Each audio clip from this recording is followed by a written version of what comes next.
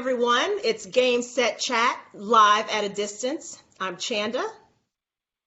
And I'm Zina Garrison. And we are joined by, I'm so excited today. We're joined by LZ Granderson. Hello, LZ. How are you?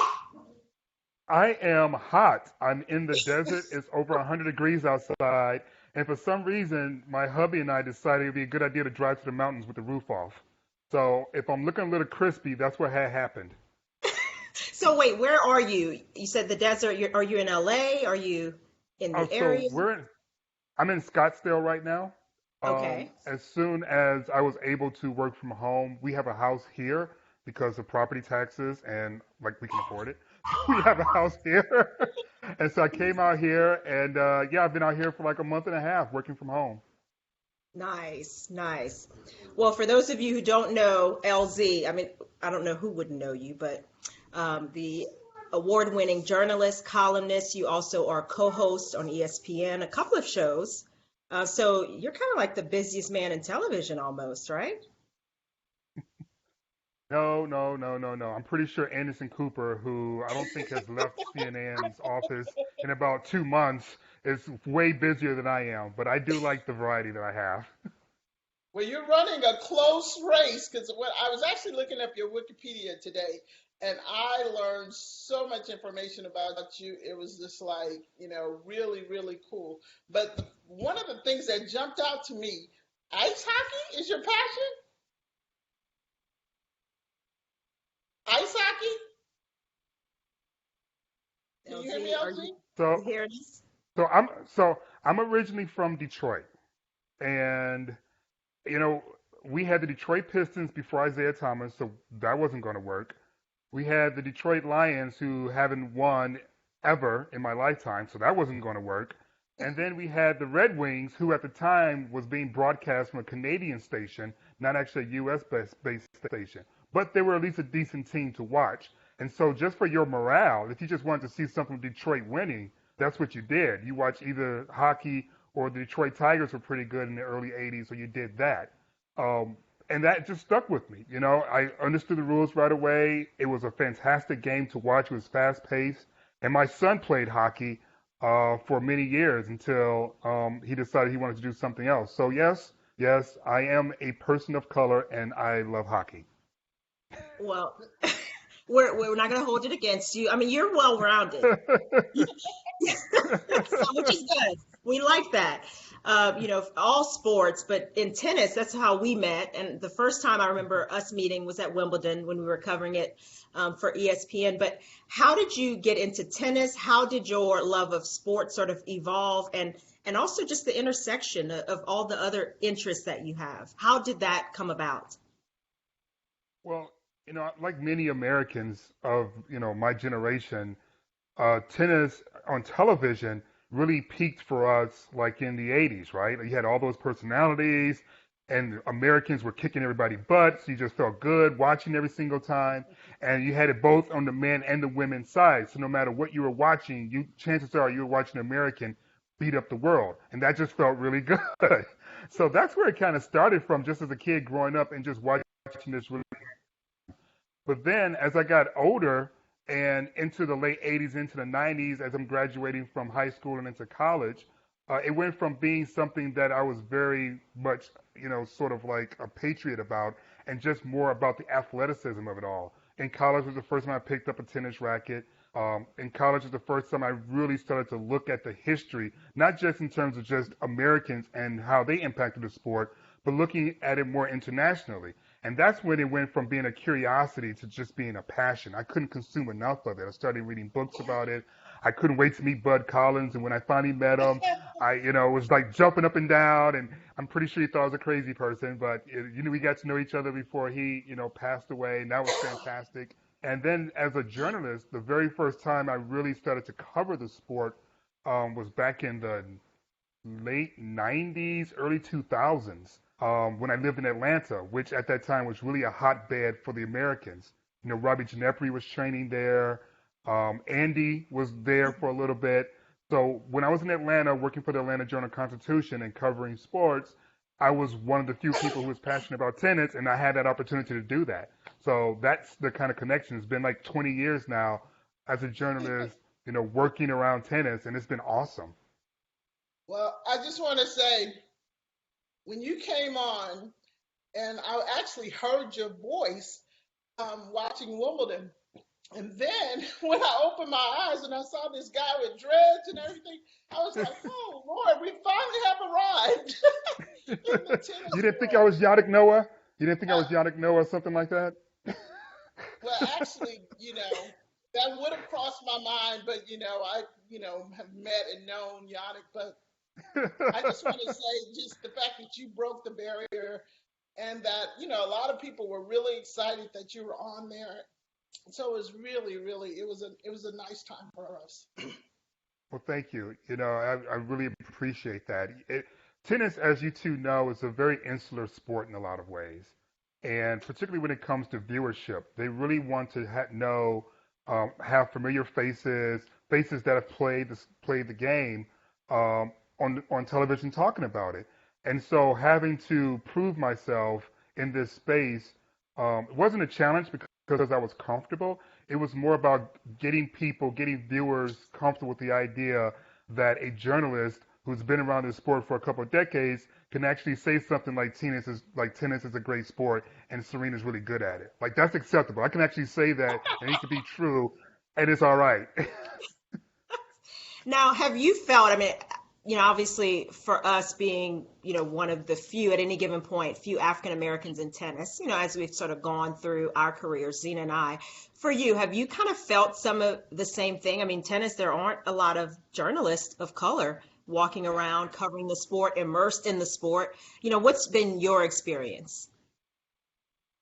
Well, you saw I ran to you, right? Like I ran across the room I and you came through remember. the door.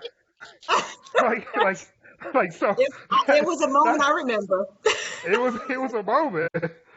Listen, I was getting ready to start singing some hymnals. I thought that, so I think you kind of have a sense of yes, it was very much like that for me.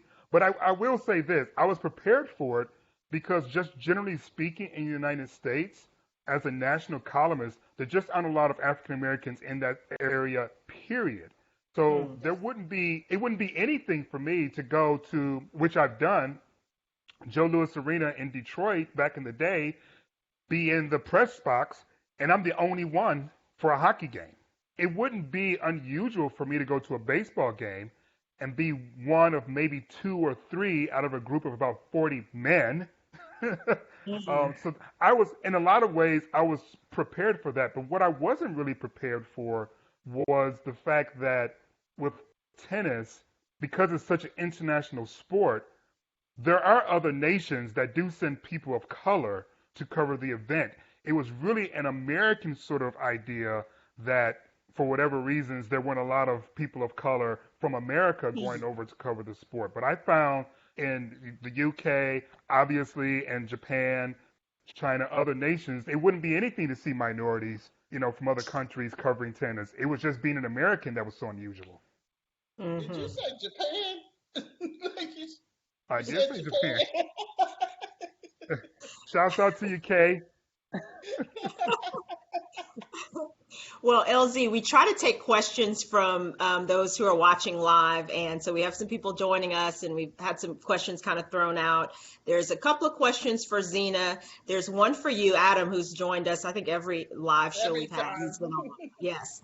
But LZ, he has a few questions for you. So with hockey, do Okay. you see parallels between hockey and tennis? And I'll ask kind of all three, and then you can address them as you see fit. But also, he's asking what your hopes are for tennis in relation to inclusion and diversity. And then the best match you've ever called or covered. Oh, wow.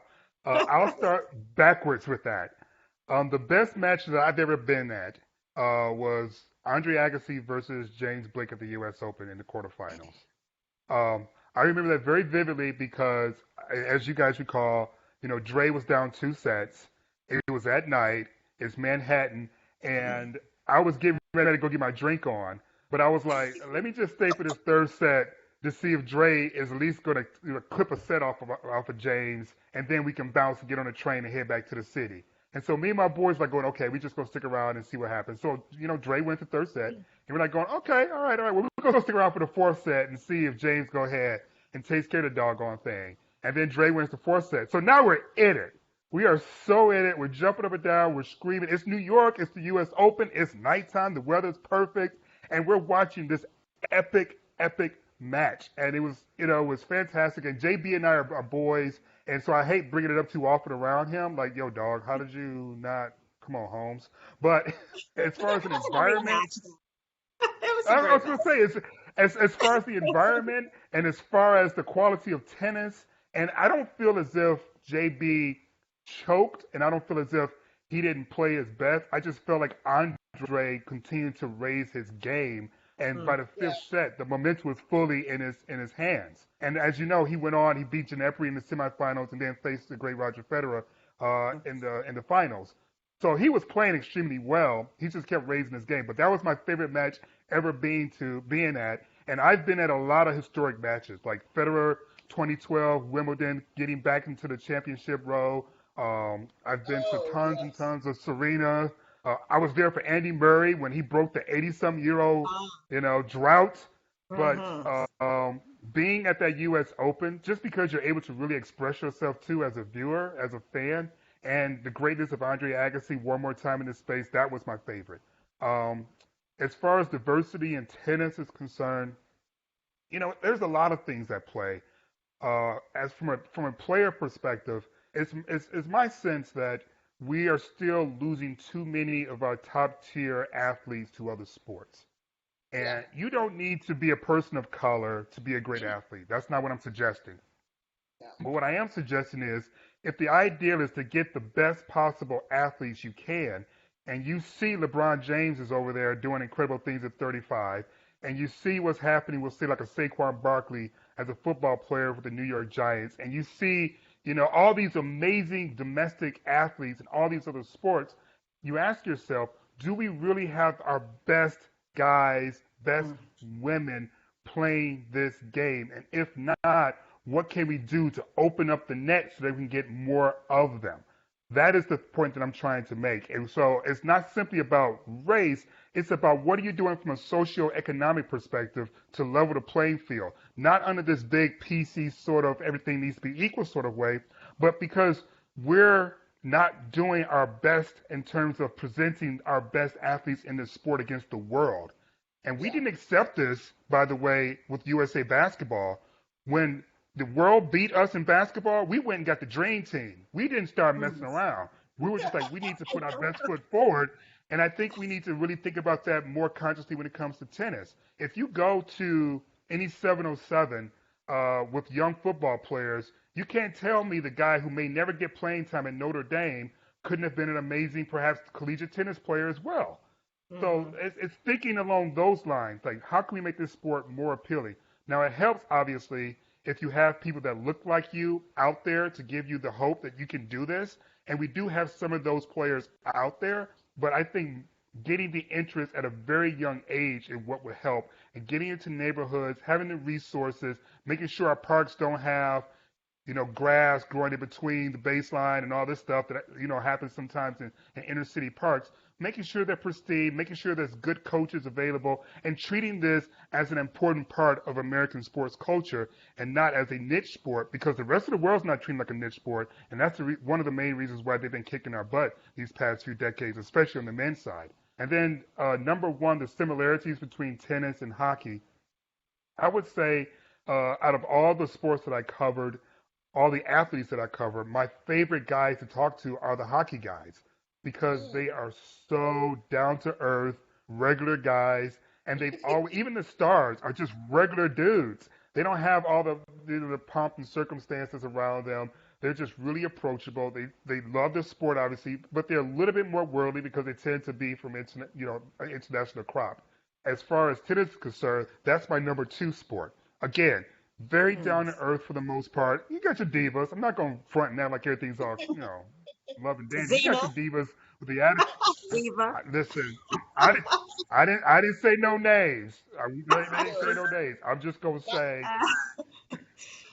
Uh, I've had my some moments with some mother folks.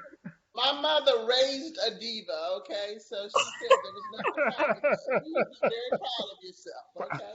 But Gotta own it. well, I love it. I, a I, diva needed to be I, humble as well. well, we love our divas. You know, I belong to a group chat called the Gypsies, and we're all about the WTA. The entire stream is just a bunch of men talking about our favorite female tennis players. And I think it's like about 20 to 25 of us. So it's not like we're anti-diva, but just as a journalist, it helps that if you can talk to some of the stars to help sell the sport. You know, it's not enough to have wins and losses and championships. To really make a sport tangible, you need to feel as if the people are human. And it's only through these conversations with the media you get to see that. So tennis has a great crop of individuals at the top as well as, you know, in the middle of the pack who are very approachable. And that reminds me a lot of hockey.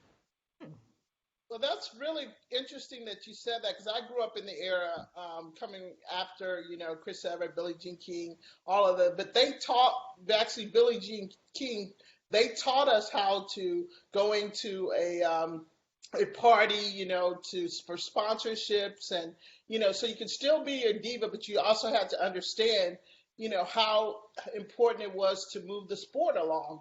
And I'm with you. That's what I think that is going on right now. I think now these young women, they make so much money and they don't think about, how they've gotten to that point and they become a little bit selfish. And yeah, I said selfish, but you have to put something back into the sport. And it's going to be Mm-hmm. really interesting coming out of this, what I call a whole reset because things are going to have to change and they're going to have to do some things a little differently. Because a lot of people are hurting. A lot of people are going to start looking for people, in my opinion, that are very passionate and loving of things, and all this frou-frou stuff is kind of going to go away for a little bit. So until things kind of get back, but it's going to be really interesting. But I think personally, the sport needs to totally reset in the respect of, give something back to your fans and not just all about take, take, take. I want to make more money. I want to make more money. We're not getting enough money. Well, there's some people out here will never make the kind of money that even some of the lower ones had an opportunity to make. So, Hmm. Yeah, I think it's Mm-hmm. interesting because along the lines of LZ, what you said about, trying to make tennis not just a niche sport, and, Zena, this reset that we have, and the opportunities that will be available. We saw the tweets and the Twitter conversation started by Roger Federer talking about, joining the ATP and WTA tours together. That isn't it about time? And so many people have spoken out, have, had opinions, not all the same opinions, but it's certainly great to see the conversation starting up again. We had Billie Jean King on our first show, and she has been an advocate of that for so many years. She spoke a bit about it, and this was weeks ago, but it's just interesting to see kind of the conversation begin again and really have some bite to it. LZ, I'm curious, what have you been sort of thinking about that conversation and just knowing how everything works, how difficult it could or could not be to have that happen? Well, first, anything that's worth having, you got to work at it. So I don't look at the difficulties. I look at what's the outcome of it could be. And last season, I had a great opportunity to call some world team tennis matches, and it was absolutely a joy being out there and seeing both genders competing against each other on equal footing. And the crowd really loved it, and it just reminded me of all the reasons why this sport is a lifelong sport. You know, we know that the sport is really supported by a lot of people who play it recreationally, and usually they're playing doubles, because after a while you're too old to be running around chasing that ball all over a whole court like that. You need doubles, and and I'm speaking from myself, by the way. I haven't played a singles match in a tournament I'm with in a you. good 7 or 8 years, a good 7 or 8 years. So I'm good for one match, but if it's a tournament and I mess around and win the first one, and I got to play again. I don't know. I don't know. But I will say that it was a joy just watching, the fans really get behind watching the mixed doubles because it was something that they do every single weekend. And so I think just from, again, a tangible sort of perspective, making it look familiar, making people go, oh, I recognize that. That's what I do at my club, or that's how I can get into the sport, or I can do this with my spouse, or I can do this with my close friend. Having that visual helps along the line of keeping the sport alive and breathing new life in it. And then two, let's face it, what are the most popular tournaments on tour? The ones where both men and women are participating in.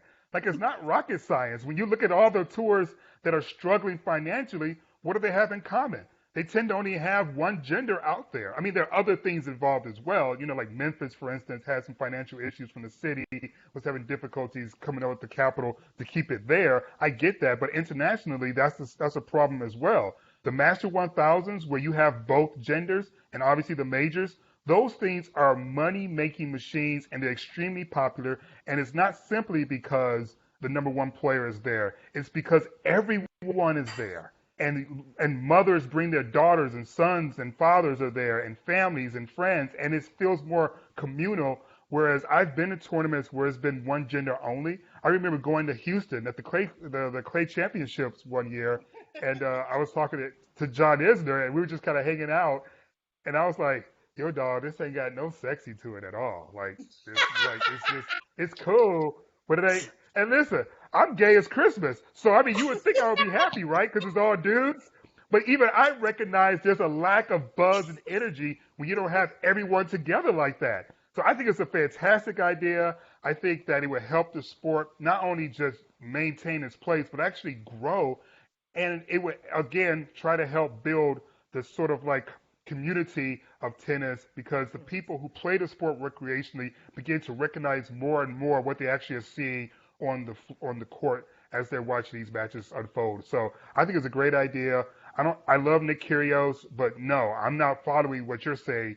Don't unite. I'm actually following what Rafa and Billie Jean King and Federer are saying. Like, hey, maybe it's time that we think about the tour and this sport differently. Well, when I woke up that morning and I saw that Roger said that, I just immediately started dancing. I was like, okay, if you get Roger behind it, that's what we need, Rafa and Roger, because you're absolutely right. It's entertaining when we're all together. It's not as in, Yes. over here, over there. I actually, former professional tennis player, I don't really tune in unless both of them are together. It's just kind of like that. So I think it would be good for the sport. And like, we've been talking about this whole reset. If something's going to happen, it needs to happen now, because everything is a little bit out of whack. So what better way than to come back together, Yes.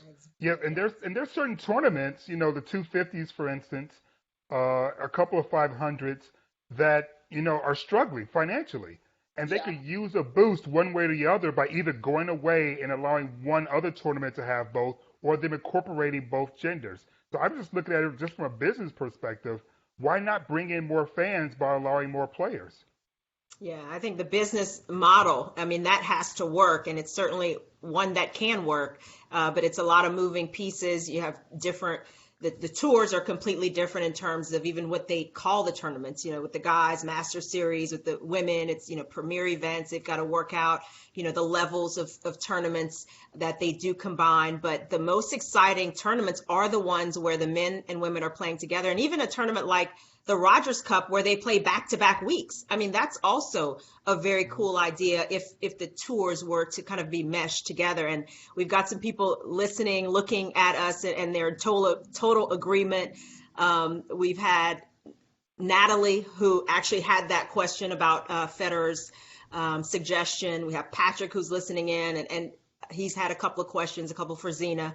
But he says he reckons after this, tennis will change. And Zina, you made that point. So it's kind of cool to just see how much buy-in that continues to happen with this and how they end up working it out in practice. But it was interesting, too. There was a tweet from Serena afterwards suggesting that this was part of the conversation maybe since January or maybe even before that. She kind of said that, that wasn't supposed to come out just yet. She deleted the tweet, but, just kind of gave you some insight that, this has been ongoing discussions, and it was just Roger Federer finally saying, okay, I'm gonna put it out there. I'm gonna let people weigh in, see what they think. Let me push this along, because it has been a topic over the years, and it's just been tough to get some traction. It's been tough to get it moving in that direction. So maybe, hopefully, things will change now. Well, and it's been Well, going on for as long as I've been, way back when I was playing. It's always been dabble, whatever. And it's like, I've even been in meetings where they have basically said, women just don't bring anything to the sport. I wanted to get up and run out, but I didn't. So when there was a time when women were just holding it together for overall for tennis, but I think, but now we're at a perfect time to just bring everybody together, and we got some marquee players that will be going out very soon, so why not do it now before they're gone? It would be great. it absolutely would be great. What also would be great too, if we can get some of our marquee single players to make more of an investment in doubles as well, the way they used to play back in the day. When people What did you talk just about the say? greatest of all time, What? They getting the allow time. for the people in the back. Listen, LZ, I, LZ, good luck with that one, okay? You're not What- going to what- play nothing, listen. okay? All I'm saying is that when we have conversations about the greatest of all time, I believe Serena Williams is the greatest of all time. But I still hold the reason why Martina Navratilova is the most accomplished tennis player of all time is because she was willing to play both, and she played both at an extremely high level. And it's not that that the current tennis crop can't play both. Is that I understand that it's physically demanding. I understand that you may not get the same level of money for winning doubles as you will with singles. I get all of that. I've been around the sport. I get all that. But I'm telling you, as a fan, you want us to buy early and stay late? Let me figure out that after the semifinal here, Rafa and Roger are going to be playing doubles against somebody else. Let me find that out. And I'm staying around. Are you not sticking around for that? So this is Well, all I'm saying is that once again, these are ways you can kind of keep the sport growing and keep the interest buzzing by having these sort of, these different layers to tournaments and to matches beyond what we've been doing these past 15 to 20 years. well, I was on the other end of that when Martina was playing all three events and winning. And I was also playing all three. When the year when I got to Wimbledon in 1990, I mean, I was playing mixed doubles. I was playing, doubles into the end. Then I also got to the finals, but that was part of it. So, and it's always interesting to me when I hear or I'm talking to younger players and they're like, but we can't really play singles and doubles because it's going to take something away. You're in the backcourt. How much work are you going to do? Okay. Have they ever tried to, serve and volley, come up to the net, come back, jump up, go down, whatever, for 2 hours or 2.5 hours? Try that now. So you don't want to do that. Well, and some of these are young players. I mean, when we were younger, we played singles, doubles, mixed, played everything. And obviously, you get a little further into your career, maybe you start to have some nicks and some aches and pains.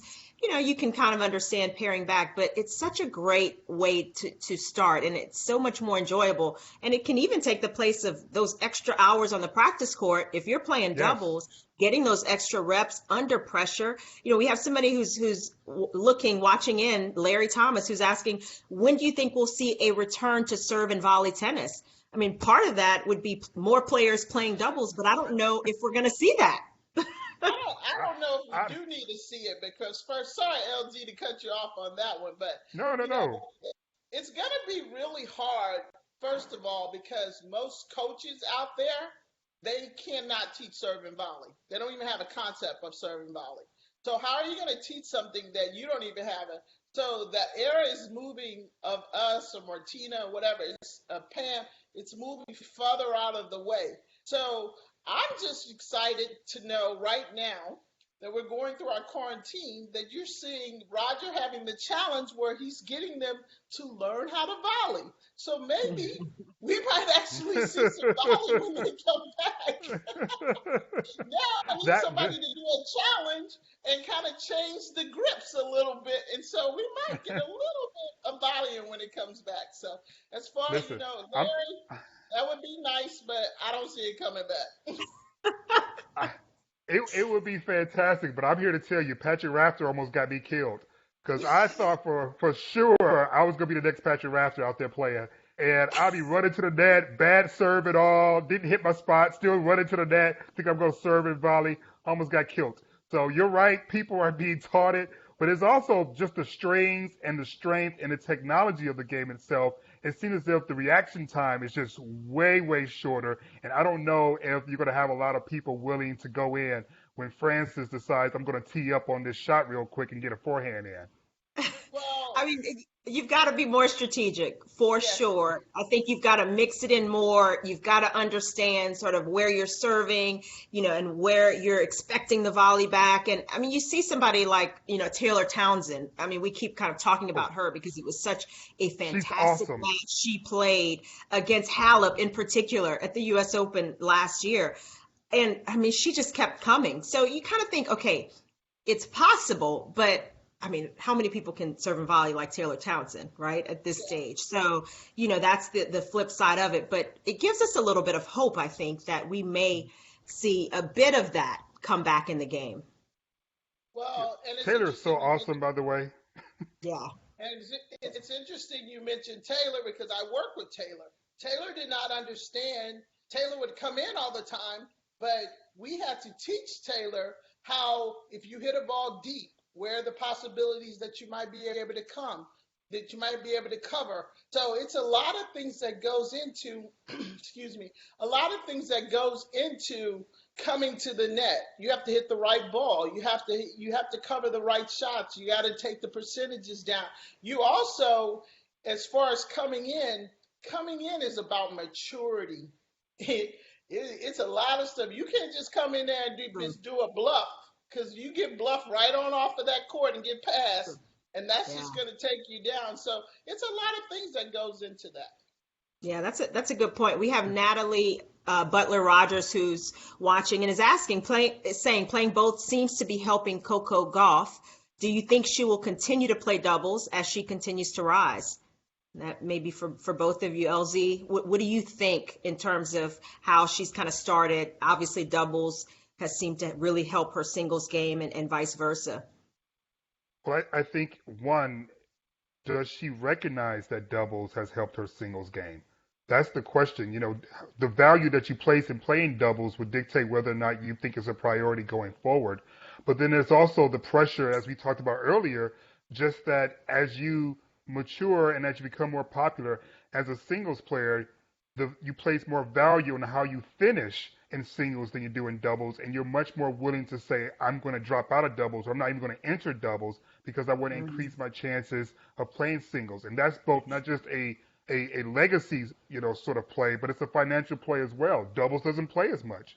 You can make it to the quarterfinals of a singles tournament and make more money than you would if you won a tournament in doubles. So as long as that financial aspect of it is still part of the equation, I don't think you're going to see a player like Coco Gauff play into her 20s, play both. Even though to the viewer's point, it does seem to have helped her. Mhm. Well, that's funny that you said play into her 20s. I'm like, oh wow. But the interesting part is she plays with a serve and volley. Katie McNally, I absolutely love her. And I just recently found out her mom was a very good tennis player. So when you see Katie comes in, Katie, or when she's playing doubles, she understands. So I think as long as that pair can keep going, they can only help each other for quite some time just to understand the game. So it would be, if I was Coco's coach, I would definitely have Coco play doubles, for another couple of years for sure, just so she really truly understands the game.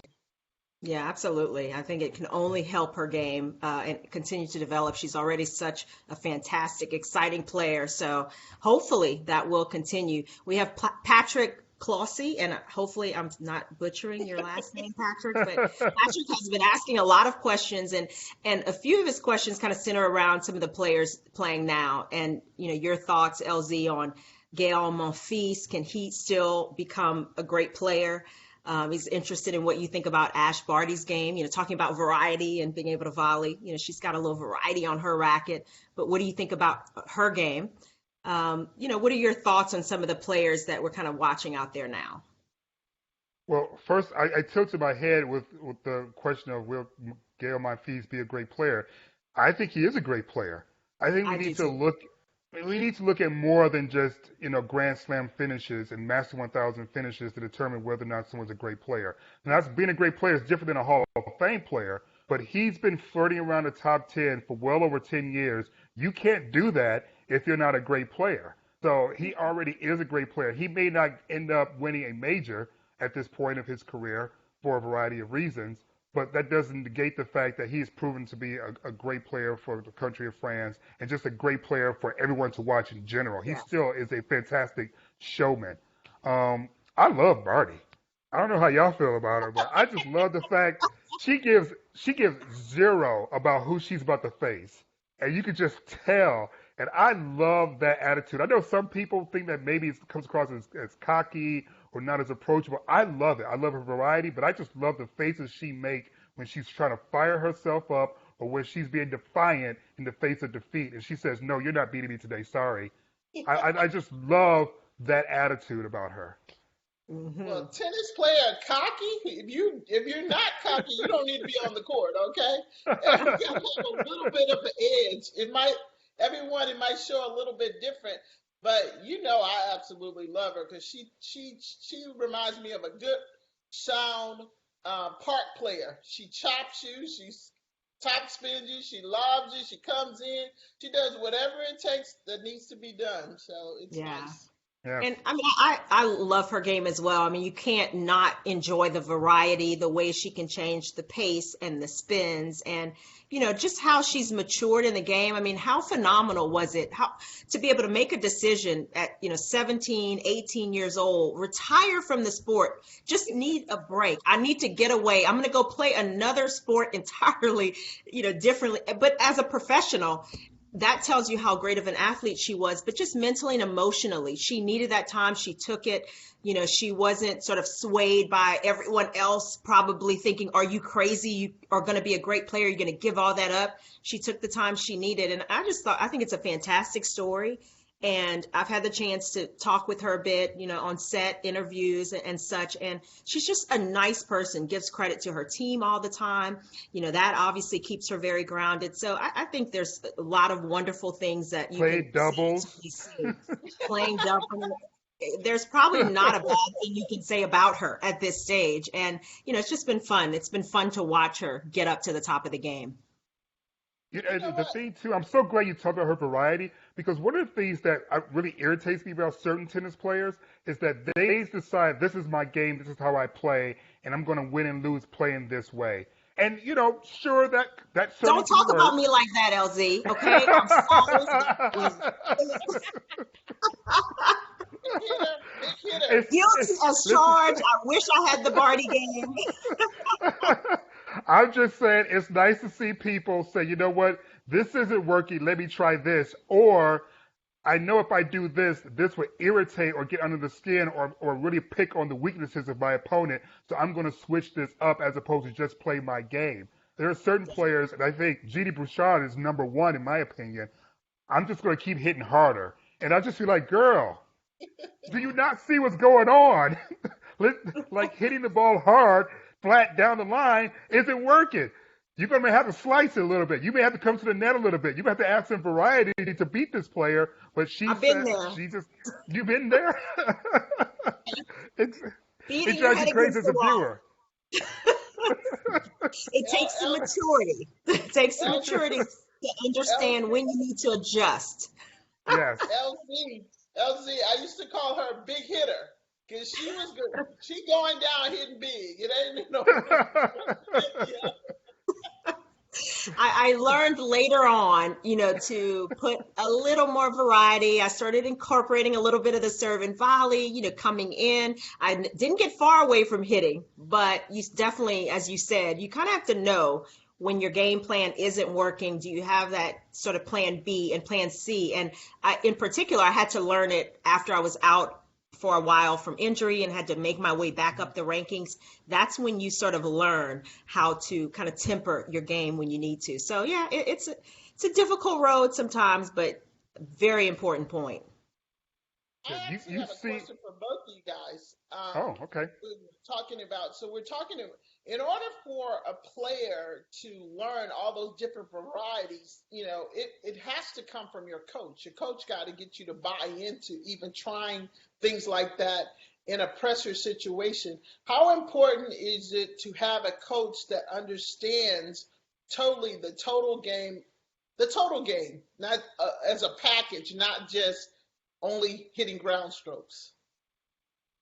Yeah, I mean, I can, answer first, and then I'm curious, LZ, what you kind of think from your perspective. But I think it's crucial. I think, when you get a coach, the point is, that you're open to learning, that you want to be able to add some additional things to your game. And hopefully you have a coach that has enough of an understanding of your game, of the game in general, and can help you grow in those different areas. And for me, it was, at that point in my career, after a couple of surgeries, after injury, having to come back and try to get back up to the top 10, Benny Sims, who kind of said to me, look, you can't just play from the back. You've got to add something to your game. I mean, I'm 5'6", not the biggest player. I can hit the ball pretty big, but you can't hit everybody off the court. So you've got to add some weight to your game. And that was for me the trigger and the catalyst, because I wanted to get better. I wanted to be at the top. I was motivated enough. So I think you definitely have to have a coach with the knowledge, the expertise, and also, have that inner motivation as well. You're absolutely correct. I would share with you, and obviously I never played professional or anything like that, but I have played in little, league tournaments and little tournaments here and there around the country. And I was in DC for a tennis tournament. And you guys remember Brian Vahaley? Yes, absolutely. So Brian and I are buddies, and we've been buddies for a long time. And we're playing. He's hitting with me, and we're warming up. And he kept asking, how come you're not winning more of these tournaments? Like, you're a great athlete, blah, blah, blah, blah, blah. And I told him, I was like, going, I get really offended when guys start pushing the ball. Like, I'm like, be a man. Let's hit this ball. What are you doing? And it would throw me off my game completely because I took it as an insult. And Brian changed my whole line of thinking by saying, it's not an insult, it's a strategy. And I was like, what are you talking about? We need to hit the ball. We're man. And he's like, it's a strategy. He's testing to see if you will have patience to build a point. That's the reason why a player starts pushing, to see if you're going to make a bunch of mistakes and allow them to have the game and just you give them the game, as opposed to you winning the game or them being forced to win the game. And when he shifted my thinking, that shifted everything about my game. I ended up winning that tournament without dropping a set. And it all started literally with Brian saying, it's not an insult, it's a strategy. So then I was like, when people started to push, because I'm a big hitter like you, Chanda, like I like to smack the crap out of the ball. But when they went to pushing, I wasn't in my head going, oh, you're not man enough, blah, blah. I went, oh, you don't think I can build a point? Well, here, let me show you. I can play this too. And once that started working for me, like the game got a lot easier. So I would say having a coach that knows how to talk to you without attacking your ego is so important. You can say to a player, and I've covered a multitude of sports, you can say to a player, you need to get in the post because you're not a good jump shooter. That's not going to be as effective as show them that you can't be stopped. If you tell a player you can't be stopped, whether it's high or low, then all of a sudden they don't see it as a limitation, but an expansion of their possibilities. It's all about finding a coach who knows how to address your weaknesses without you feeling as if your ego is being attacked. Love that. Love that. Yeah, it was so funny. He was like, what are you doing? Why are you hitting the ball so hard? And he just pushed it. And I was like, well, he needs to be a man and hit the ball like I'm hitting the ball. This is tennis. This isn't badminton. And that's such a great point. We lost Zina for a minute. Zina, we're happy you're back. But shout out to Brian Vahaley for that. That was fantastic. Well, yes, he was. And I've been dying to ask you this question because you work for ESPN and whatever. I am in love with The Last Dance. I cannot wait. Michael Jordan. And I was so fortunate to live in that era with Michael. And I was at the peak of my career and have had many of chances to come across him and talk to him and everything. What do you think? I mean, is this like the best time for this to come out? Well, I'm waiting until we see all 10 episodes before I quote Okay. unquote rank them, because right now OJ Made in America is still my number one documentary for a lot of reasons. I saw Ezra Elderman, the director of that, just did an incredible job of including the context of culture with this iconic athlete and obviously the trial. So I'm Mhm. waiting to see how this is plays out. But as a compelling person, it's hard to think of anyone living in the world of sports more compelling than Michael Jordan. Yeah, It's just Yeah, it really is. it's just really difficult. Maybe Tiger Woods, because he had some shady stuff happen, with the whole, well, we know, we I, You, I don't want to put his business. I don't want to re. I don't want to put his business back out in the streets. They've been in the streets. I don't want to put it back out in the streets. But he's equally as compelling because he was a champion of the same caliber. You yeah, know what I'm And so, loving is the competition and how competitive he was. And I yes. actually totally forgot it. And just sitting there watching the clips and how amazing and how he willed himself to do things. And it's so interesting. I've been on the golf course and around him, and to see him still be competitive with the golf. So no matter what he did, just all of that. And so I think on Sunday it's going to be Dennis Rodman, and people just had no idea.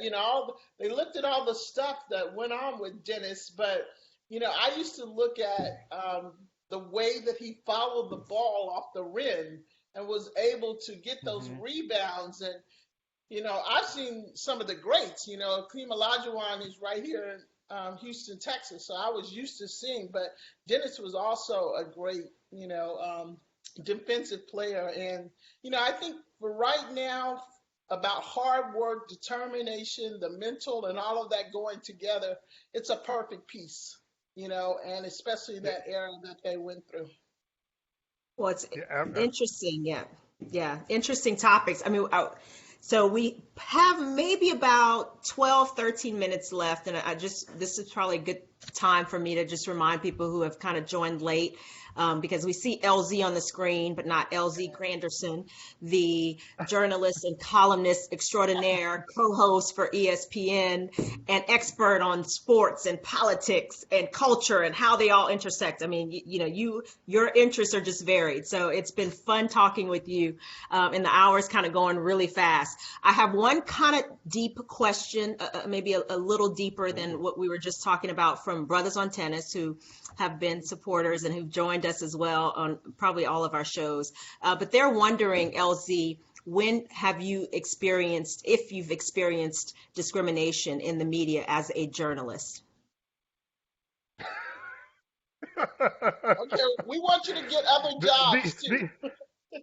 the, this, We're a little I'm, deep here. I'm, I Not was gonna not your say current job, your past jobs. it might be easier to actually say the opposite. When have I not? Um, it's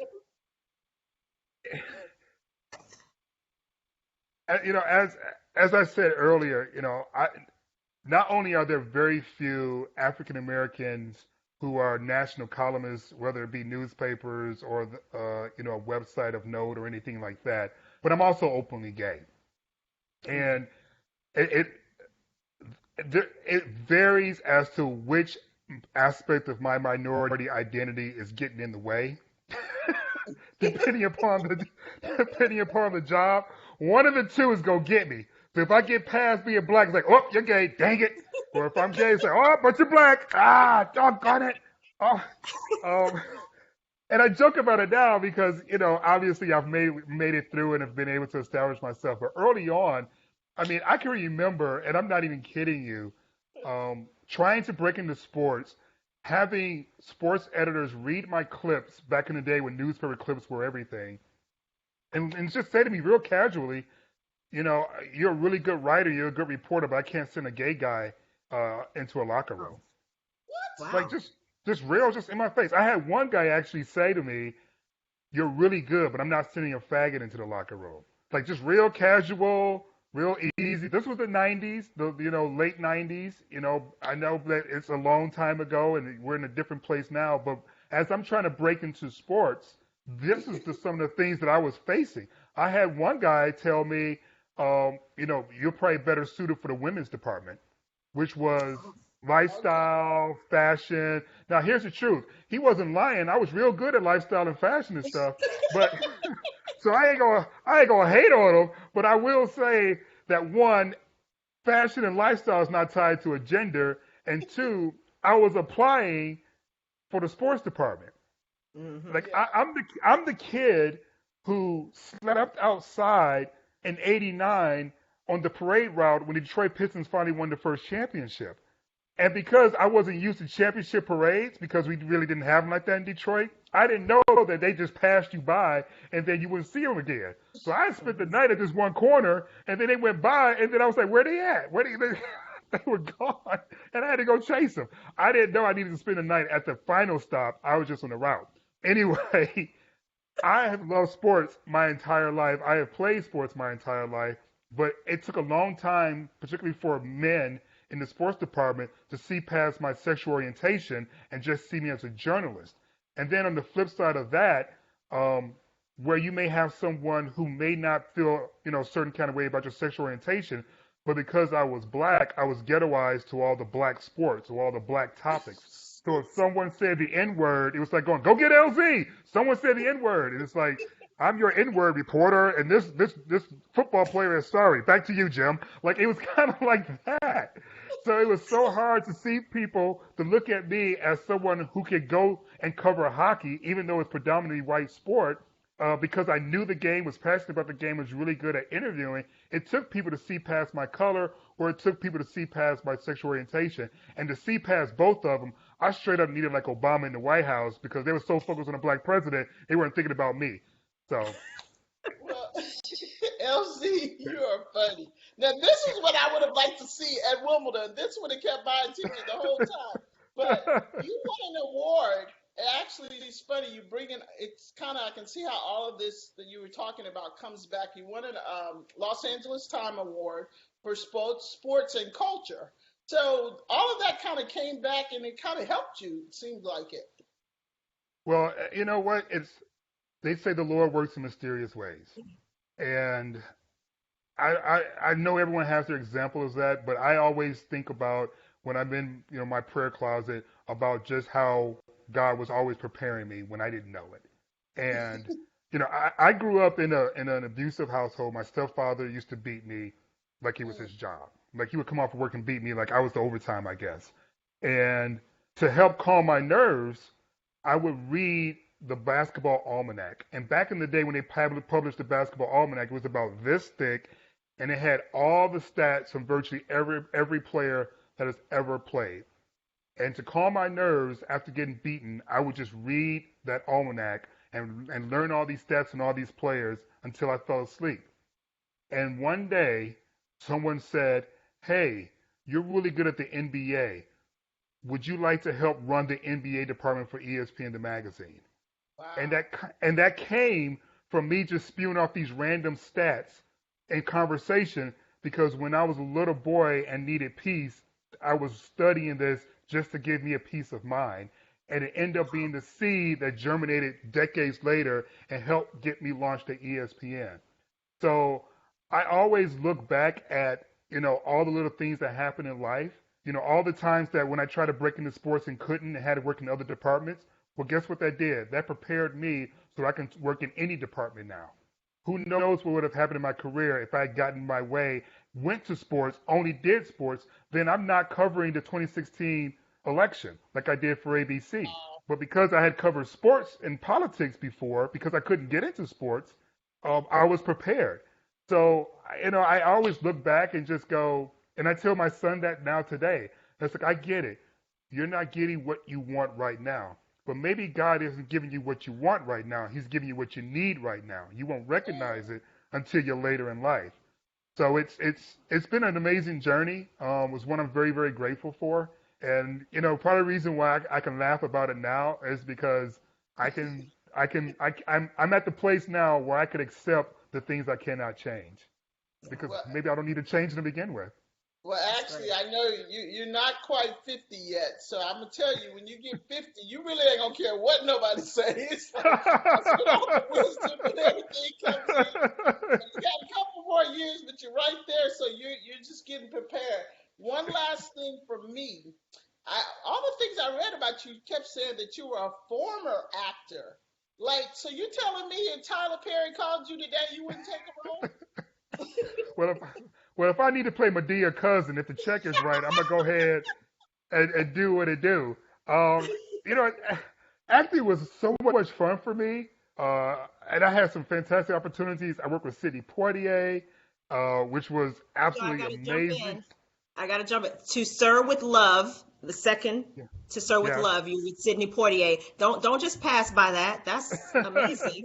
No, it was awesome. It was an awesome opportunity. I've done a couple of films. I did a TV show that was great. But the thing was, because I had worked so hard in life, as you can imagine, I was a ghetto kid, poor, didn't graduate from high school on time, like the whole nine. So once I started acting, I actually was offended that I was only getting asked to do drug dealer roles because I felt like I was capable of doing so much more. And one day, my agent called, and she had sent me, great agent in Chicago, sent me on two sort of look-sees where you go and the photographer looks at you to see if they want to use you like in a print ad. Because to supplement my income as an actor, I did some modeling work. So I go in the first day to the first guy. He looks at me and goes, "You're a model. You're the ugliest guy I've ever seen in my life. Get out of my studio." I go to the second one, and the guy goes, "Oh my God, you are so beautiful. I have to have you in this shot. I have to have you. I have to have you." I left that studio. I got on my cell. I called my agent and said, "I quit. I'm going to grad school. This is crazy. I don't want to do this anymore. This doesn't make any sense. I'm bouncing. I'm out." And I literally haven't turned back. I haven't looked at another role or anything like that. I just wanted to do something else with my time. I didn't want my future being beholden by randos for Mm. random situations and random thought processes. Like none of that made sense to me, and I just wasn't in a space where I wanted to fight through and try to make it despite all of that. But bravo to everyone who did. I look at Samuel L. Jackson, I going, damn it, I could have. He was resilient, and now he's the highest grossing actor in the history of filmmaking. And my stupid ass left early because I didn't like the way somebody looked at me with a camera. You know what? Sometimes it's the right path when we diverge a little bit. It's the right path for us. So we're certainly grateful and thankful. And we've had, viewers who are enjoying the show, enjoying you, comments. It's been so uplifting for people to hear your story. And a couple of minutes left, but a lot of times as tennis players, we talk about sort of the difficulties we've gone through in certain matches that kind of change the course of our careers or change the course of our years, and that were so much more meaningful to us. My last question for you is, was there a point where you felt in the moment, maybe it was something you didn't want to go through, it was too difficult, but in hindsight, it was the best thing for you and it really set the stage for where you are now? Man, I would have to say it was the coming out process for me. I was in the closet for, you know, all throughout high school. I was I was a very curious drug dealer. So I was a drug dealer, but I had interest in hockey and the arts. So if you can imagine the conflict that was going on, every day I was in the corner, it was a lot I was going through. And so at the point in which I was ready to come out of the closet, I was a youth minister in the church. I had a young child. I had a beautiful wife. I was in the choir. Like I had the life that a young 20-some-year-old evangelical Christian should want. And to make the decision to walk away from that life because it wasn't my truth and I knew instinctively that it wasn't who I really was extremely hard. And sometimes I look back and I go, well, what if I only had the courage to come out earlier in life, things may have been better for me in certain regards. And that is true. But I also believe that because I went through the path that I went through, I have the gravitas to tell other people, particularly closeted athletes, step by step what they're going to be facing and what the challenges are.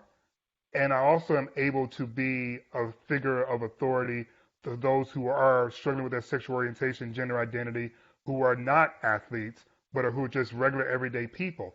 I feel like I can talk to them heart to heart because I know exactly what they've been through.